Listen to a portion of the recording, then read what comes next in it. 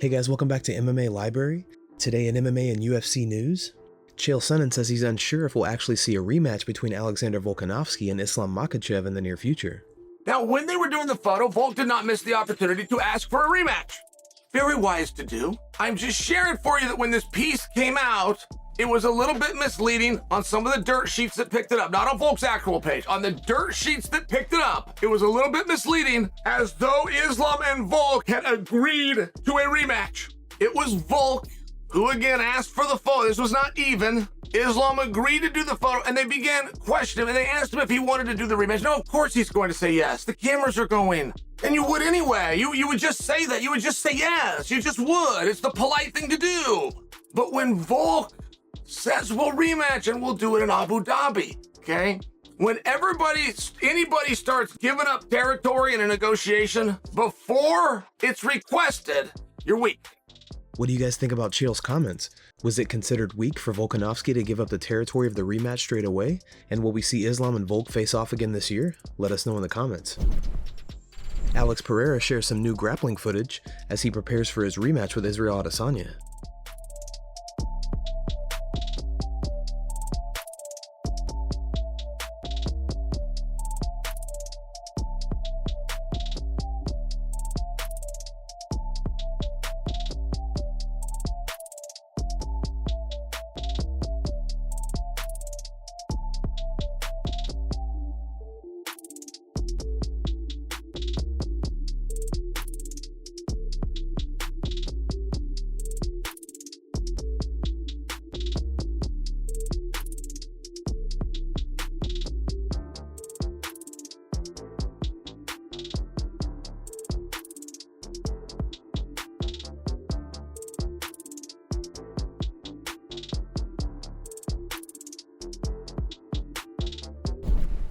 During a recent edition of the Believe You Me podcast, Anthony Smith was asked if he'd rather strike against Alexander Volkanovski or wrestle Islam Makhachev.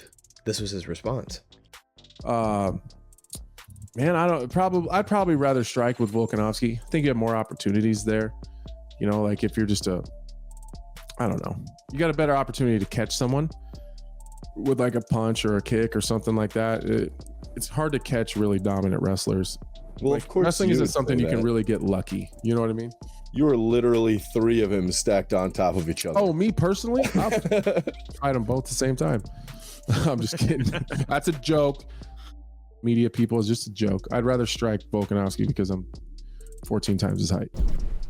Aljamain Sterling confirms that he'll be ready to go against Henry Cejudo on May 6th. Sterling broke the news in a recent YouTube video. Here's what he had to say. Fighting May 6th against Henry Cejudo.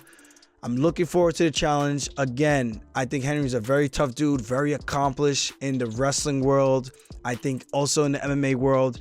He's had his ups and downs the same way I have, and he's shown the ability to bounce back. And I think that's what makes us very, very similar, that wrestling grit, that wrestling mentality, and how to keep improving, how to keep growing, and how to keep learning.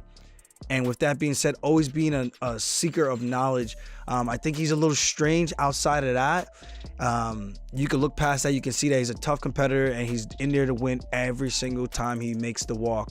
And I'm going to be doing the absolute same thing. And I can't wait for this matchup because I think it's two guys that won't back down.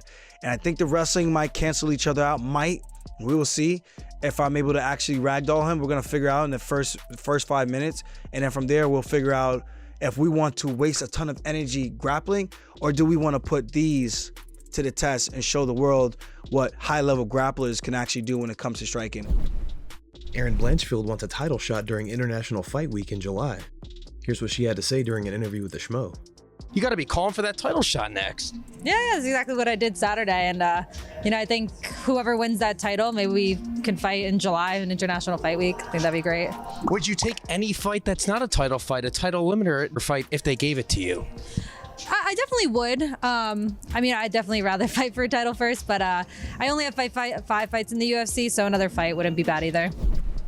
Cyril Gane admits he doesn't train MMA until he has a fight booked. Gane said, "I love grappling, but unfortunately I'm lazy, that's the truth. I only train when a fight is announced. I have a lot of media obligations, professional opportunities outside the sport. You can't say no to all these things. I also have to give time to my family and rest well. If I look back at my career, this is a regret. I only train when a fight is announced. I had my fight against Tuivasa in September, barely trained since then, and now I'm back at it since the Jones fight has been announced. Speaking on his fight with Jones, Gane said, I think he has a better wrestling game, of course, but I think I have some strengths that are better than him. It's going to be a game, a real game. We're going to try to impose our style. He's going to try to impose his style against mine. He has a good fight IQ, and so do I. We're really not afraid about that. John and Josh from the Weighing In podcast give their take on Gane's comments. Do you believe him? You know, I'll say he's saying the truth, but I also look at someone, in my opinion, who's already putting in a built-in excuse. Yeah, I can look at it that way though too. I can see it that way. I don't believe him. I think he trains. His progression though, from the first time I saw him fight to his most recent fight, he's gotten better.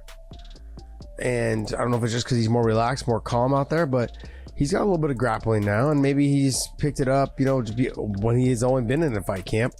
But not a lot of those guys in the heavyweight division want to go to the ground anyways. Yeah, guess what? John Jones is. John Jones is. Stephen Thompson offers up a solution for UFC fights that end in a draw. During a recent edition of his podcast, here's what Wonderboy had to say. I feel like in the UFC, if it's a draw, you should go an extra round. Yeah, forget the draw. Give me one more. I used to do that in kickboxing. Remember that?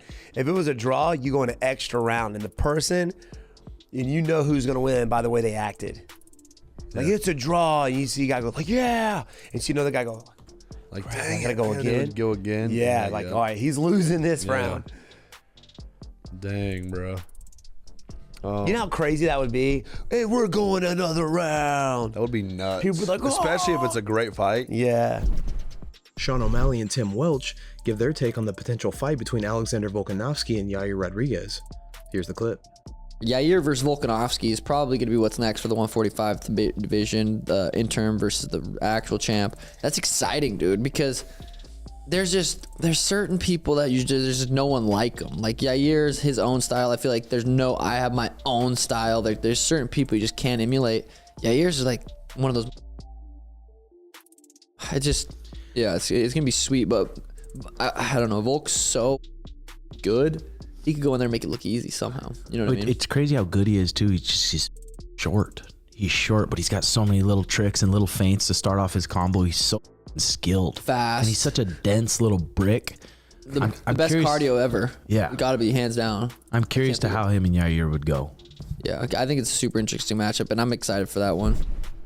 Tom Aspinall believes Conor McGregor's fights are no longer exciting. During a recent interview, this is what Aspinall had to say about McGregor's scheduled fight against Michael Chandler. Honestly, I'm not that interested in it. I'll still watch it, but I'm kind of like over McGregor. For me, there's way more exciting fights out there than that. The heavyweight fight coming up that I'm super invested in, the London card, Leon Edwards, I could sit here and name them all day. There's another 20 fights I'm more interested in. Will I watch it? Yeah, but if it gets canceled, I won't be upset about it. McGregor wasn't happy with Aspinall's comments and fired back at him on Twitter, telling him to keep his comments to himself. Guys, thanks so much for checking out the video. If you like the content we do here on this channel, don't forget to like and subscribe to MMA Library for all the latest MMA and UFC news. We'll see you in the next video.